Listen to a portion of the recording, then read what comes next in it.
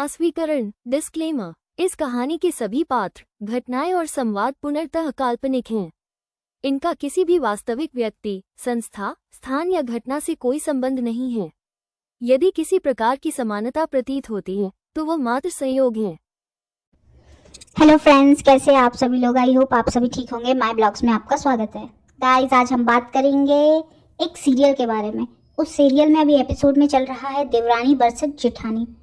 तो आज के एपिसोड में क्या हुआ कि जो देवरानी रहती है उसने धमकी दी है जेठानी को कि मैं तेरे ऊपर लीगल लूंगी, मैं तुझे जेल भिजवाऊंगी, मैं तेरे साथ ऐसा करूंगी। अब हम कहानी में चलते हैं थोड़ा पीछे। ये जो देवरानी थी, ये अपने ससुराल वालों से बदला लेने के लिए अपनी जेठानी का इस्तेमाल करती थी। और जो जेठानी थी वो थी बड़बोली, बोल देती थी। और इसको ये बात बहुत अच्छे से पता थी कि मुझे जेठानी का और किसका कैसे कैसे कब कब यूज़ करना है। तो हुआ क्या गाइस, शायद जेठानी का हृदय परिवर्तन हुआ। तो उसने बोला कि अब मैं साथ नहीं दूंगी इस देवरानी का। उसको अपनी गलती का एहसास हुआ। फिर क्या, फिर जो देवरानी जी थी उसको आ गया बहुत ज़ोर से गुस्सा, क्योंकि धीरे धीरे उसकी पोल पट्टी खुलने लगी। धीरे धीरे उसके कर्मा भी वापस आने लगे। लाइक कर्मा बोले तो उन्होंने किसी के मरे हुए, वो जो देवरानी होती है ना, उसके 2 पति मर चुके रहते हैं, तो अपने मरे हुए पतियों को बदनाम करती है, उनके नाम पे ब्लैकमेल करती है, इमोशनली ब्लैकमेल करती है सबको। तो होता क्या है, अब जो जेठानी रहती है वो धीरे धीरे इसकी पोल पट्टी खोल देती है सीरियल में। तो देवरानी को आ जाता है गुस्सा कि यार, मेरी जो अच्छी इमेज थी अब तो धीरे धीरे लोगों को मेरी सच्चाई पता चलने लगी। तो देवरानी है ये आती है धमकी देने, सबको धमकी देने आती है। तो उन बातों पे धमकी देती है जो इसने खुद ही कर्म कांड किए होते हैं अपनी जेठानी के साथ मिलके। और इसके कुछ सोकॉल्ड मायके वाले भी होते हैं जो इसके सपोर्टर होते हैं, जो होती है ना मामी काकी चाची टाइप। उनके भी क्या हस्बैंड रहते नहीं, उन लोग के पास भी कोई काम नहीं होता, तो बेचारी का सपोर्ट देते, क्योंकि बीच बीच में उनको पैसे देती रहती है, सपोर्ट कर देती, थोड़े कपड़े वपड़े दे देती, साड़ी वाड़ी दे देती है। वो एक तो इसकी कलेशी बुआ होती है जो इसकी ब्लाइंड सपोर्टर होती है, और इसकी बुआ इसको आइडिया देती है, क्योंकि बुआ खुद ये सब कर्म कांड करके बैठ चुकी होती है अपने ससुराल में। और बुआ के क्या बच्चे बच्चे हैं नहीं, बुआ का कोई है नहीं, बुआ भी इनकी तरह बिना पति के हैं, तो कुछ है नहीं, तो लगी रहती है। तो बुआ क्या करती है, जो देवरानी है उसकी ननद, एक नाबालिग ननद है, उसके बारे में गंदी गंदी बातें फैलाना, अफवाहें फैलाना, यहाँ तक ये बोलना कि उस ननद ने अपने भाइयों को मरवा दिया है पैसों के लिए।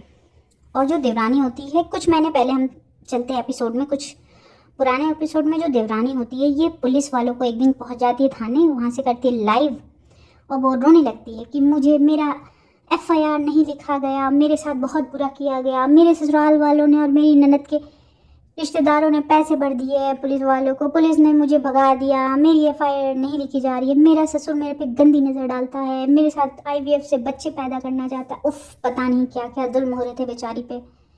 फिर कुछ लोगों ने पता करवाया कि ऐसा कुछ तो नहीं था। तो फिर जो देवरानी होती है ना, वो ये सब चीज़ें छुपा लेती है, क्योंकि उनको पता रहता है कि ये तो गलत बात है भाई, मैं पुलिस वाले पे इतना गंदा इल्ज़ाम लगा रही हूँ वहाँ के थानेदार को, तो मैं तो फंस जाऊंगी। तो आज क्या हुआ, आज के एपिसोड में जो देवरानी होती है वो जेठानी को बोलती है कि मैं तो उस पर फिल्म का केस करूंगी, क्यों, और बोलती है कि तूने जितने भी सबूत मिटा दिए पर मेरे पास सबूत है। ऐसी देवरानी को ये नहीं पता होता है कि उसके भी सबूत लोगों के पास हो, भले उसने छुपा दिया हो। और ये देवरानी स्टार्ट करती है, पहले जेठानी को गंदी गंदी गालियाँ देती है, उसके बॉडी शेमिंग करती है, और पता नहीं उसके पति, जेठानी का पति जो है ना, वो थोड़ा सा नहीं मानता, उससे प्यार नहीं करता है, उसके बारे में ताने देती है कि मेरा पति तो मुझे मरे, और फिर बोलती है भले मेरे पति मर गए हो तो क्या, लेकिन मेरे दोनों पतियों ने मुझे प्यार किया, भले मैंने अपने पतियों की रिकॉर्डिंग डाली तो क्या हो गया, मैंने अपने पतियों को गाली खिलवाई तो क्या हो गया, लेकिन मेरे पति फिर भी मुझसे बहुत प्यार करते हैं, मत पूछो।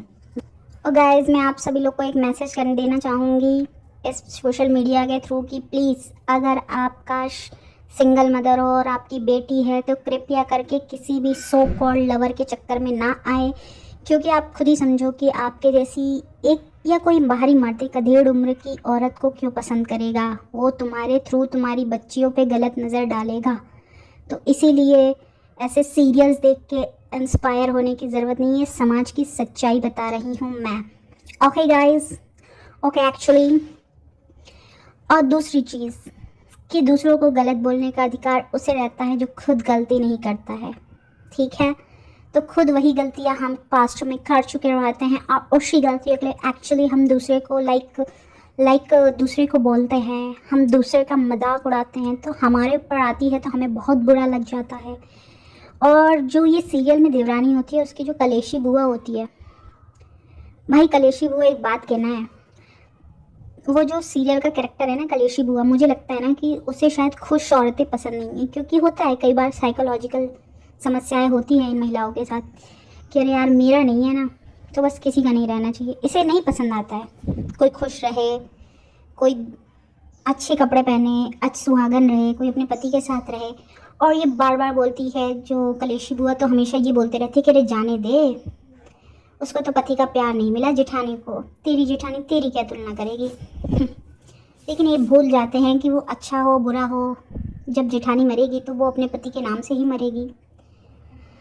और गाइस, हम यहाँ पे किसी को नीचा नहीं दिखा रहे, बस पॉइंट टू पॉइंट सच है वही बता रहे हैं कि वो जो देवरानी जो कैरेक्टर सबको पसंद आता है ना, तो उसके सपोर्ट में और इसके सपोर्टर इतने अंधे हो जाते हैं कि एक नाबालिग लड़की को मर्डरर बता देते हैं, एक बूढ़े माँ बाप को ये बोल देते हैं कि इनको कोई फ़र्क नहीं पड़ा, 2 जवान बच्चे मर गए, उनके पैसे लेके बैठे हो, ओके, ये नहीं बोलती है।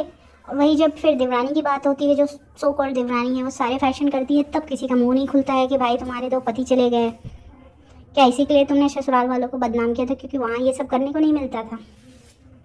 और हाँ, बीच बीच में ये रिश्तों का भी ताना मारते रहते। तो गाइस, मैं आपको बोलूँगी कि प्लीज़ इनको देखकर आप ऐसे मुंह बोले रिश्ते ना बनाएं। अगर आप एक सिंगल वुमेन हैं, मैं इसलिए बता रही हूँ क्योंकि ऐसी सिंगल वुमेन अगर किसी को मुंह बोला भाई भी बनाती है, और पहले इतिहास में कुछ हो चुका है ऐसा, तो बनाती है, तो जिसको अपना भाई बनाती है ना, तो जो भाई की बीवी होती है वो हमेशा एक डर में रहती है, ऐसे समझ में कि कहीं ये मेरे पति को हथिया ना ले। तो प्लीज़ ऐसे ये जो समाज है ना, इसकी वास्तविक रियलिटी ये नहीं होती जो आपको दिखाया जाता है। तो प्लीज़ ये सब ना देखें, और ये देख के कोई आपको प्रेरणा लेने की ज़रूरत नहीं है। ग्राउंड लेवल पे लाइफ कुछ और होती है, ठीक है, और रियलिटी कुछ और होती है। और लीगल की धमकी वो लोग देते हैं जिन पे खुद लीगली बहुत सारे चार्जेस लगे हुए हैं, ठीक है। पहले हमने, और वो जो देवरानी रहती है ना, उसके मायके वाले ऐसे ही रहते हैं, तो उसकी माँ भी यही सब उल्टी सीधी चीज़ें सिखाती है, तो माँ के भी कुछ कर्मा सामने आते हैं। तो मैं एक ही चीज़ बोलना चाहूँगी कि आप जो करते हो आपको वही वापस में मिला रहता है, वो किसी ना किसी के थ्रू मिलता है। तो पास्ट में आपने ससुराल वालों को बदनाम किया, फिर ससुराल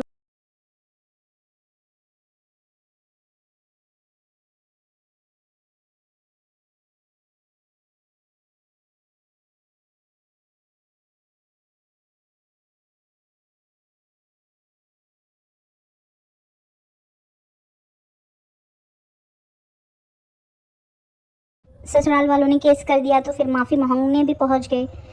तो यही कुछ छोटी मोटी बातें हैं कि सबसे पहले खुद को और खुद के सपोर्टर्स को देखो, उसके बाद दूसरों को धमकी दो, ठीक है।